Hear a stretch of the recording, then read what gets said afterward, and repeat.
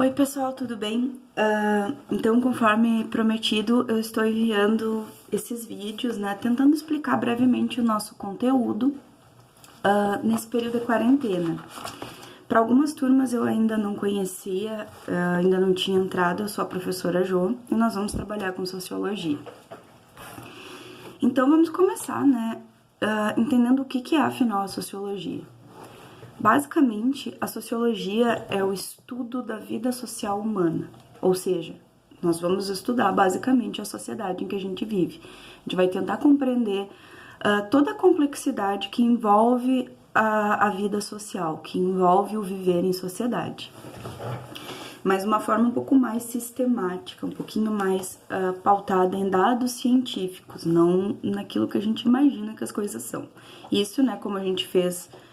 como vocês viram na atividade anterior, é conhecimento de senso comum.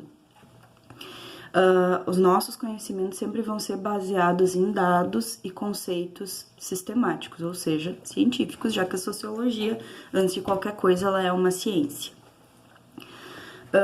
Porém, né, fora do ensino médio, a gente não chama de sociologia, a gente costuma chamar de ciências sociais. A minha formação, por exemplo, é em ciências sociais, não exatamente em sociologia. Por que isso? Aqui no Brasil é mais uma questão de tradição, né? A sociologia ela foi a primeira das três áreas na qual as ciências sociais se dividem, que se formalizou aqui no Brasil, né? E posteriormente ela foi inserida já no ensino médio nas primeiras reformas. E por questão de tradição a gente usa esse nome até hoje, mas o que a gente tem de aula mesmo são ciências sociais. Afinal, o que são, né? São as ciências que estudam a sociedade, e esse nome no plural é justamente pelo fato de que se divide em três áreas principais. Essas três áreas vão estudar a sociedade, mas cada uma vai ter um enfoque em um campo da sociedade. Por exemplo, a ciência política, né? A ciência política ela é a área das ciências sociais cujo foco são o estudo das relações de poder dentro de uma sociedade. Esse é o nosso eixo de trabalho lá no terceiro ano do ensino médio aqui no Maria Rocha. O nosso segundo eixo, que é a sociologia propriamente dita, que é o estudo das estruturas e relações sociais, embora a gente trabalhe com temas sociológicos desde o primeiro ano, né, no primeiro, no segundo, no terceiro, ela é a área que ela é mais fluida, ela vai com todas, né? Mas o foco principal de estudo no ensino médio é durante o segundo ano. E para vocês do primeiro ano, o nosso foco principal é a antropologia. A antropologia, embora o nome seja difícil, ela acho que é a área mais tranquila de se estudar. Por isso que os conceitos são mais próximos de vocês, por isso que a gente trabalha com ela no primeiro ano, né? E o foco principal da antropologia é justamente compreender a diversidade dentro da sociedade. Diversidade em sociologia é tentar compreender não só as culturas de tribos exóticas, como ocorreu no início da antropologia, onde os primeiros antropólogos viajavam para compreender as tribos exóticas aos europeus, mas tentar compreender toda a diversidade que acompanha a nossa sociedade, né? Toda a pluralidade que a gente vive.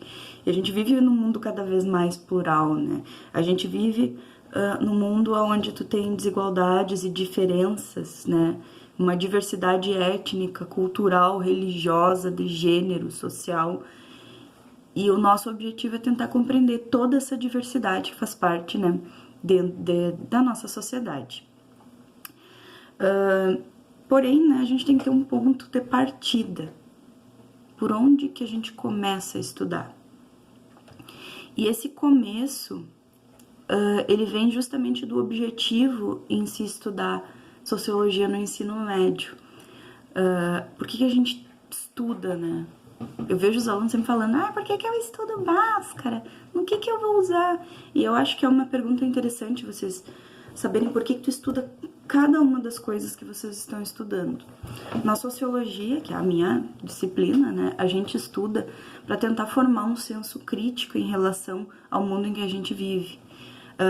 A adolescência, né, a idade de vocês, é o período em que tu começa a formar as tuas opiniões, aí que tu começa a romper um pouco com a visão que tu tem da tua família, e, aliás, de romper exclusivamente, né, porque quando a gente é mais novo, a gente vai reproduzir a visão da família que a gente veio, do lugar onde a gente veio. A gente vai ter esse discurso. E com a idade de vocês é onde a gente está começando a formar o nosso próprio discurso, a nossa própria visão, que ela pode ser ou não exatamente a da nossa família.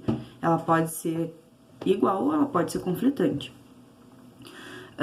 A sociologia ela vem justamente para ajudar vocês a formar um senso crítico um pouquinho mais apurado, de ver essas opiniões, de ver essas visões de mundo que tu traz da tua casa e passar elas por uma visão um pouquinho mais crítica, de questionamento, de tentar compreender melhor as coisas e não simplesmente reproduzir discursos, de tentar formar uma opinião que ela vai ser embasada em dados, que ela vai ser embasada em argumentos mais complexos e não só no eu acho, né? Porque ninguém quer saber o que a gente acha, ninguém quer saber o que vocês acham, né? A gente não tá falando de opinião, opinião é se eu gosto de sorvete de morango ou sorvete de chocolate, né? Aqui a gente tá falando de questões mais complexas e para que vocês possam entender essas questões sociais que são mais complexas, vocês precisam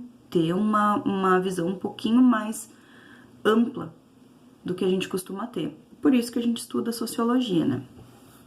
Então, dentro do nosso objetivo, aqui é a minha ajudante, né, Chantal, tá atrapalhando meu vídeo. Então, dentro do nosso objetivo de se estudar sociologia no ensino médio, a gente vai ter um dos conceitos sociológicos mais importantes. Importante por quê? Porque ele consiste em tentar compreender o ponto de partida, por onde que eu começo a compreender a sociologia. Além disso, esse conceito ele vai permear todo o ensino médio de vocês, né? Durante o primeiro, segundo, terceiro, né? E se repetir mais vezes, vocês vão trabalhar em cima desse conceito. Todo o nosso trabalho é feito em cima de um conceito que foi desenvolvido por um sociólogo norte-americano lá nos anos 60, chamado Charles Wright Mills. E o que é? O Wright Mills era já um professor conhecido, né, nos Estados Unidos, ele já era bastante renomado, e ele passou a pensar a respeito de por onde que a gente começa a trabalhar a sociologia. Qual que é o ponto de partida, qual que é o ponto realmente inicial, antes de tu desenvolver qualquer modelo teórico, qualquer visão a respeito da sociedade. E aí ele passou a entender e desenvolveu, né, um livro e o conceito que a gente chama de imaginação sociológica. Então, basicamente, o que nós vamos fazer ao longo de todo o ensino médio é desenvolver a imaginação sociológica de vocês. Então, o que é a imaginação sociológica? Eu vou imaginar a sociedade. Não. A imaginação sociológica, ela consiste em pensar de uma forma mais ampla do que a gente é acostumado. Em pensar de uma forma que ela é imaginativa no sentido de tentar entender que por trás de coisas aparentemente simples do teu cotidiano existe uma série de conexões possíveis, né? Então, basicamente, a imaginação sociológica é pensar de forma contextualizada. Ou seja, entender que as coisas que acontecem comigo a nível pessoal, elas são fruto de uma série de conexões. Por exemplo, o meu nome, por exemplo, a forma como eu me alimento, as minhas visões de mundo, elas vão ser dadas pelo ambiente em que eu vivo, pela data em que eu vivo, pelo momento histórico que a gente passa. Tudo isso vai ser dado de forma que envolve uma complexidade que vai além do que a gente costuma imaginar. para que vocês entendam melhor o que é a imaginação sociológica, né? Para que não fique muito longo, eu vou fazer agora um outro videozinho explicando então o que é, exemplificando, né, a imaginação sociológica. Mas basicamente, né, só para fechar esse vídeo, a imaginação sociológica é a capacidade de pensar fora da nossa rotina, de desnaturalização, e a capacidade de entender que entre os fatos individuais, entre as coisas que acontecem comigo, existe uma multiplicidade de conexões. De forma resumida, é pensar de forma contextualizada. Então, para o nosso próximo vídeo, um exemplo de como que funciona a imaginação sociológica e como que vocês vão ter que fazer o trabalhinho que eu já enviei para vocês também. Então, pessoal, até o próximo.